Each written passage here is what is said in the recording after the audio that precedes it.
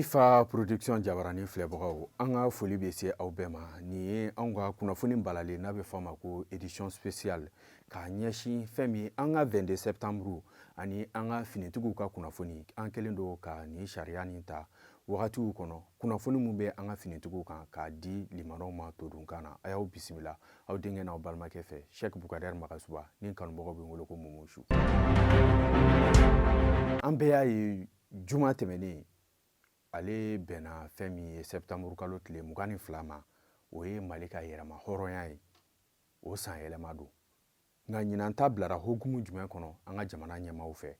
an y'a ye bingani wale caman tara k'a ɲɛsin an ka jamana kɔnɔdenw ma ani an ka finitigiw ma o de hokumu kɔnɔ an ka jamana ɲɛmaa a ka kumalasew la a ye tasibila kɛ k'a ɲɛsin maa minnu n'olu ni tora janfa kɛlɛ la anw fɛ yen o tɛ dɔwɛrɛ n'o ye terrorisiw ka kɛlɛ ye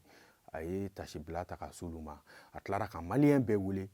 welewelekan mun na an bɛɛ ka kɛ cɛden kelen k'a ɲɛsin an ka jamana ma k'a ɲɛsin an ka finitigiw ma k'a sababuya kɛ janfa mun na bɛnnen don Mali armée ma bi janfa nin kun ye Mali de sabula pour que i ka se ka Mali sɔrɔ f'i ka Mali armée sɔrɔ o de hukumu kɔnɔna na kuma caman bɔra a kɔnɔ a ye sariya dɔw ta yɛrɛ sariya minnu ni olu fanga bonyara wa ni a nafa bonyara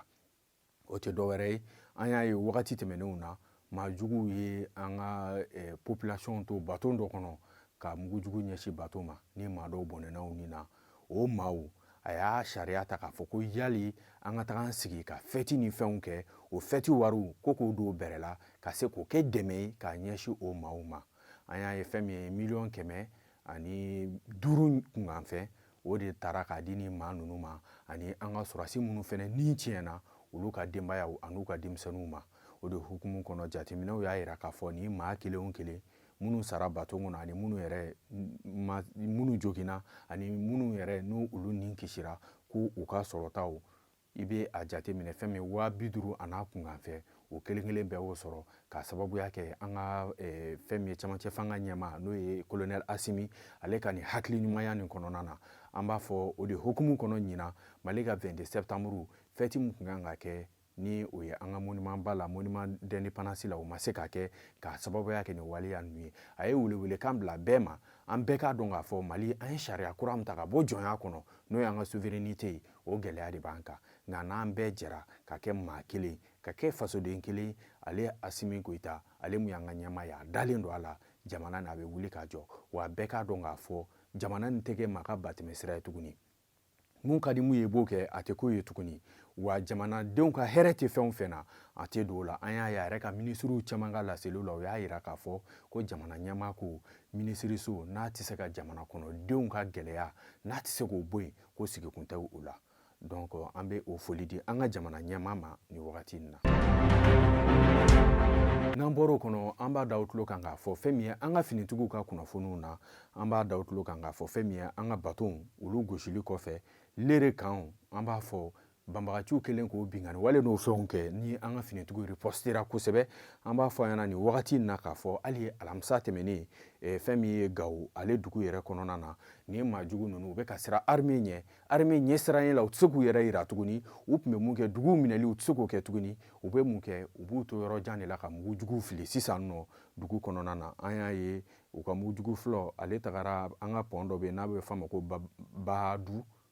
Tombouctou kɔnɔna na u ka mugujugu fɔlɔ binna yen mugujugu filanan an b'a fɔ ale binna fɛn min ye dɔkitɛriso ale kɔrɔyan fan fɛ o de hukumu kɔnɔna na n'i ye jateminɛ kɛ bilan provisoirew la n'o o ye jateminɛ fɔlɔw ye maa 2 ale bɔnɛna nin na maa 5 ɲɔgɔnna olu banalen don nka an b'a da u tulo kan k'a fɔ nin wagati in na an ka finitigiw n'o y'an ka faamaw ye u kɛlen don ka wulikajɔ kɛ sanfɛ duguma hali bi kɛrɛnkɛdaw ani kɔlɔkɔlɔwow bɛɛ la u bɛ sasali la n'a a bɛ fɔ ma ko ratissage o tɛ dɔwɛrɛ ye n'o ye fɛlɛ ye u kɛlen don k'o boloda walasa u bɛ se ka tɛgɛ da nin maajugu ninnu kan sanga ni wagati bɛɛ dugukɔnɔmɔgɔw ka lafiya kɔnɔna na o alamisa kelenw na ka bɛn ni nɛgɛ kanɲɛ 16 ale seli ni sanga 30 ɲɔgɔnna ye an ka faamaw u ka bolofara dɔ k'olu to u ka fɛlɛ ni u ka jateminɛw la u ni maajuguw cira ɲɔgɔn na k'a daminɛ fɛn min ye an b'a fɔ nanpala k'a ɲɛsin fɛn min ye leere kɔnɔna olu ni ɲɔgɔn cɛ la an b'a da o tulo kan k'a fɔ an ka finitigiw u ka wulikajɔ bonya fɛ u ka se bonya fɛ an'u ka fanga bonya fɛ an b'a fɔ u ye dankari fɛn min ye nin terroriste ninnu na n'o ye marifatigi minnu bɛ nin wagati in na ka degun ta ka ɲɛsin an ka jamana kɔnɔ mɔgɔw ma i bɛ a jateminɛ fɔlɔ olu y'a yira k'a fɔ an ka finitigiw fan fɛ ko baasi foyi ma an ka finitigiw sɔrɔ an ka minɛman tiɲɛ maa ma jogi maa ni ma to a la foyi nka fɛn min ye nin maajugu ninnu fan fɛ sa an b'a da o tulo kan k'a fɔ maa 5 ɲɔgɔnna o bɔnɛna nin na fɛn min ye kɛlɛkɛminɛ min bɛ yen nɔ ni a bɛ f'ale ma ko AK-47 n'o ye marifa ye o 5 u tagara k'o to fɛn min u ka moto 4 u bolila k'o to ani u kɛlen don ka mugujugu minnu labɛn n'a bɛ don dugu la n'a bɛ f'a ma ko engin explosif improvisé an ka finitigiw ye tɛgɛ da o caman de kan hali bi fɛlɛw bɛ sen na wa an ka finitigi ɲɛmaaw i n'a fɔ u ka bɔli labanw na ka kunnafoniw di u y'o de fɔ k'a fɔ olu tɛna na salaya u tɛna na jɔrɔ hami kelen b'u la bi o ye jamana kɔnɔdenw an ka lakana ye ani fɛn min ye an ka basigi o bɛ se ka na jamana kɔnɔ cogo min na wa nin baara ninnu u b'a daminɛ de u t'a dabila fo ka taga fɔ maliyɛn bɛɛ ye lafiya sɔrɔ yɔrɔ min na an ka bi ye kunnafoni balalen nin de kɛra aw tulo garisɛgɛ ye an bɛ foli di aw bɛɛ ma ni ala ma baasi kɛ an n'aw bɛ ɲɔgɔn sɔrɔ wagati wɛrɛ aw k'an bɛn